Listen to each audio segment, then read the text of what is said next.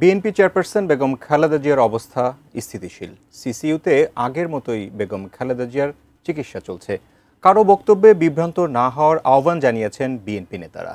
এদিকে খালেদা জিয়ার চিকিৎসায় সহায়তার জন্য চীনের মেডিকেল টিম ঢাকায় এসেছে। আরো জানাচ্ছেন নাজিয়া আফরিন। গত 9 দিন ধরে এভারকেয়ার হাসপাতালের সিসিইউতে চিকিৎসাধীন বিএনপি চেয়ারপারসন খালেদা জিয়া। হৃদরোগ বিশেষজ্ঞ অধ্যাপক ডাক্তার শাহাবুদ্দিন তালুকদারের নেতৃত্বে গঠিত মেডিকেল বোর্ডই খালেদা জিয়ার চিকিৎসার দেখভাল করছেন। দেশি বিদেশি চিকিৎসকদের পরামর্শ নিয়ে চলছে তার চিকিৎসা।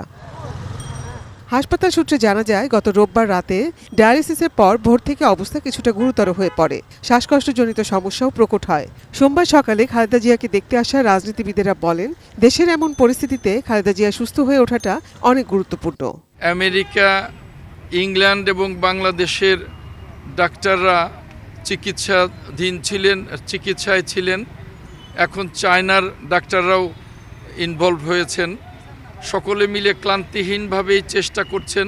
সবাই আমরা মনে করি যে সারা দেশবাসী তার জন্য দোয়া করা দরকার, আর দোয়া করছেন এবং আশা করি দেশের মানুষের ভালোবাসায়, দোয়ায় এবং চিকিৎসকদের অবশ্যই সার্বক্ষণিক যে চিকিৎসা চলছে তিনি সুস্থ হয়ে আবার ফিরবেন।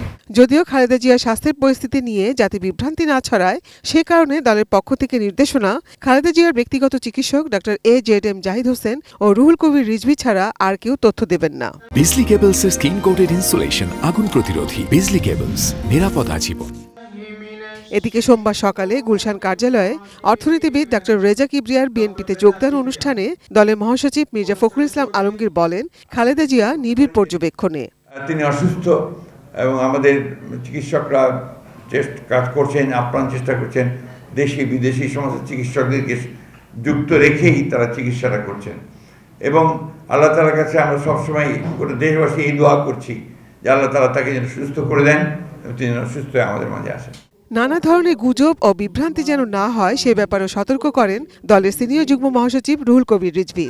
পূর্বের মতো পূর্বে যে চিকিৎসাটা ওনার করে আসা হয়েছে গতকাল পরশু, সে চিকিৎসা আজও চলছে তার জন্য। এর বাইরে এটাই সর্বশেষ আপডেট।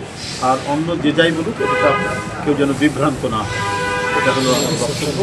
তিনি যদিও খুব গভীর সংকটের মধ্যে। সোমবার বিকেলে চীনের 5 সদস্যের মেডিকেল টিম ঢাকায় পৌঁছে আগামীকাল টিমের মূল সদস্যরা আসবেন। Nazia Afrin, ATN news, Dhaka.